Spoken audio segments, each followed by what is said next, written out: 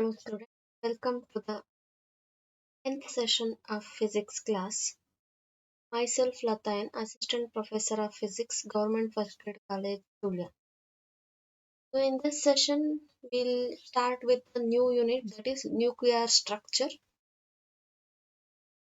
Learning objective of this unit are to study the basic concept of nuclear structure, to understand the Rutherford alpha scattering, to learn about properties and constituents of nucleus, study the characteristics of nuclear forces, to study about mass spectrographs, and to study about the nuclear models.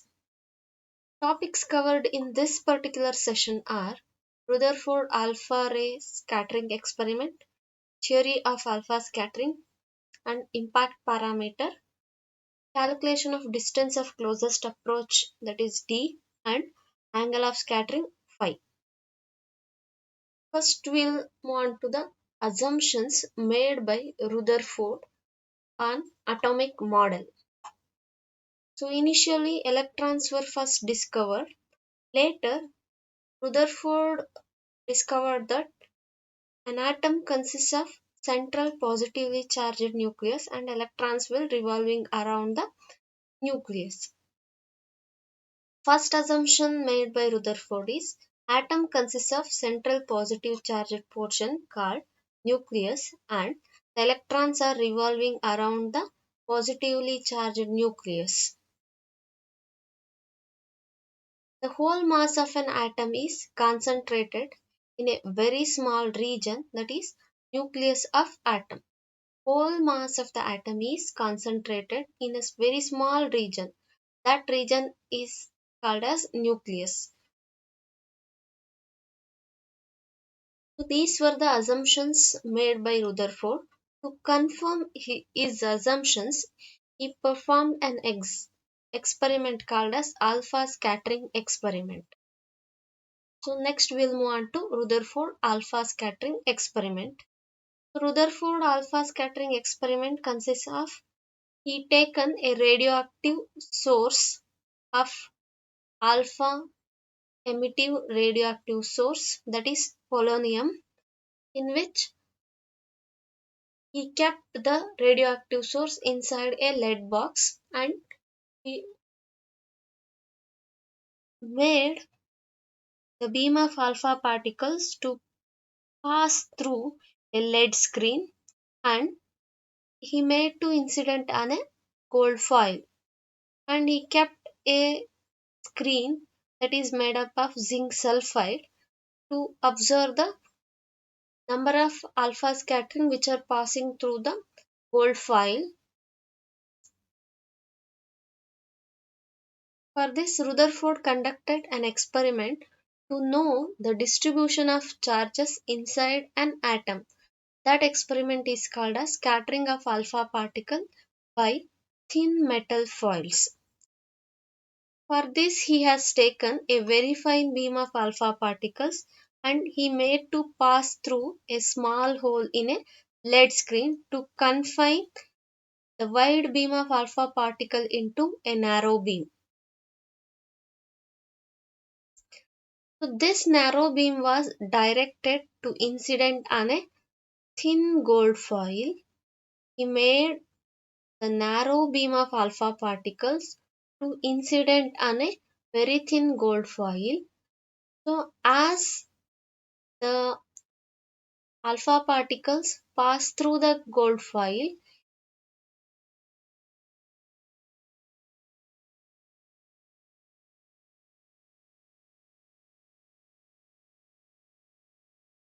the alpha particles which comes and hits the screen, that screen is called as scintillation screen. So the speciality of scintillation screen is that that screen will produce visible flash of light whenever alpha particle strikes the screen. That's why he has taken the scintillation screen to count the number of alpha particles hits the screen or the number of particles which crosses the gold foil. The observations made by Rutherford in his experiment are most of the alpha particle pass undeflected through the gold file. So if we consider more than thousands of alpha particles which incident the gold file, in that more than 900 number of alpha particles pass undeflected through the gold file and hits the zinc sulfide screen. Those majority of alpha particles suffered no deviation or small deviation. That majority of the alpha particles which suffers no deviation. It doesn't suffer any deviation. Some of alpha particles will suffer a small deviation. And the third observation made by Rutherford is very few of them deviated through 90-degree angle or more. Some of the alpha particle, around 1000 alpha particles, more than 900 will be passed undeflected. In the remaining 100 particles, few of them will be deviated through an angle 90 or more, and very few of them will be returned back, suffering a scattering of 180 degree. That means they bounce back.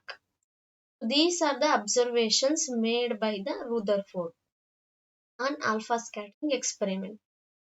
So, to provide the evidence for these observations, the conclusions made by the Rutherford on these observations are the large angle of alpha scattering is due to mutual repulsion between alpha particles and charged nucleus. So, we know that certain alpha particles will be bounced back or scattered with an angle of 180-degree. This large angle of scattering is due to the mutual repulsion between alpha particles and positively charged nucleus. We know that alpha particles are also positively charged and nucleus is also positively charged. That's why there is a mutual force of repulsion between these two particles.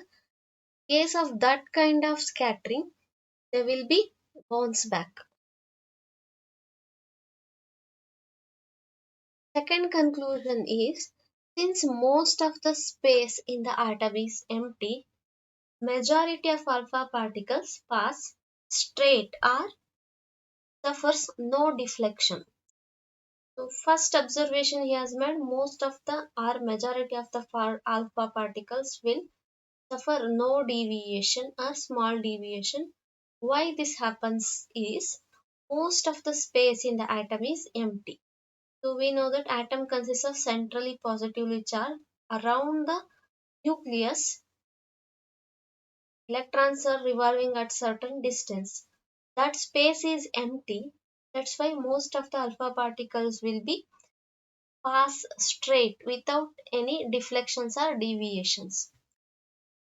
Third observation is, very few of alpha particles will be directed on head-on collision. So very few of the alpha particles will be directed towards the head-on collisions, and these alpha particles which suffers head-on collision with the nucleus scatter larger angle and even sent backwards. These are the conclusions made by Rutherford on his experiment. Next we'll move on to theory of alpha scattering. Consider the nucleus of charge plus Ze, which is placed at the position N. Here at the point N represents the nucleus. So the nucleus is having the charge Ze. Z is the atomic number, E is the charge. So plus Ze is the charge of the nucleus. That nucleus is placed at a position of N. Next, let an alpha particle is moving with a velocity v towards the nucleus in the direction AO.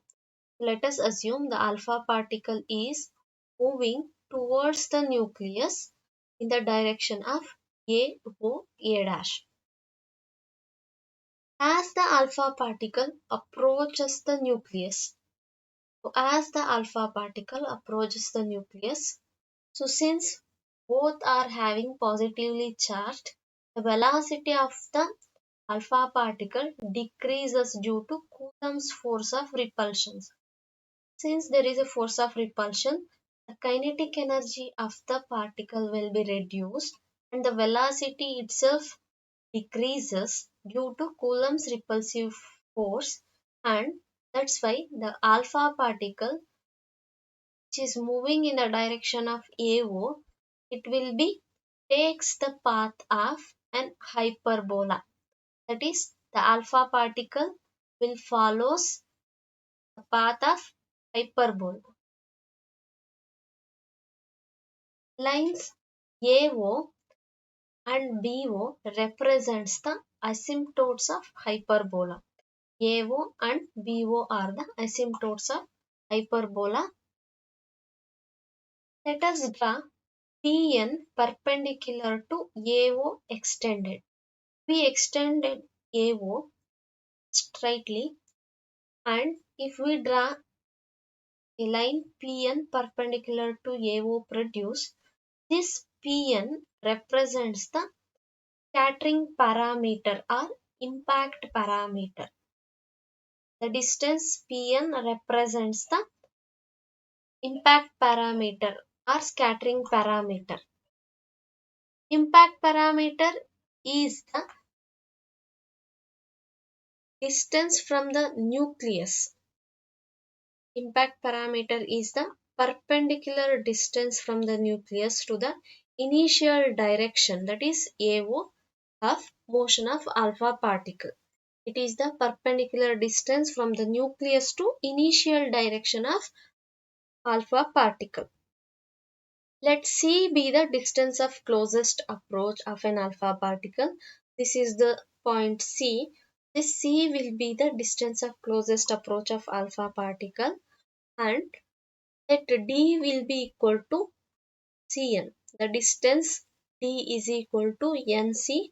That distance is called as distance of closest approach at C. At this point C, all the kinetic energy of alpha particle is converted into potential energy. See, kinetic energy is same as potential energy, or kinetic energy is converted into potential energy. Now calculation of distance of closest approach. Let K be the kinetic energy of alpha particle approaching the nucleus for a head-on collision. Let us assume an alpha particle incidenting on a nucleus for head-on collision. Then, at the point C, the repulsive force of the nucleus is so strong so that it can stop. That's why kinetic energy is converted into potential energy. Therefore, all kinetic energy of alpha particle has been transformed into potential energy at the point C. Therefore, if Ze is the charge on the nucleus, then potential at the point C due to this charge will be equal to, so generally equation for potential at a point is 1 over 4 pi epsilon naught q by distance. Here q is Ze, distance is distance of closest approach, therefore potential at the point C is equal to 1 over 4 pi epsilon naught Ze by d, where Cn is the distance of closest approach and Z is the atomic number nucleus. Potential due to the nucleus which charge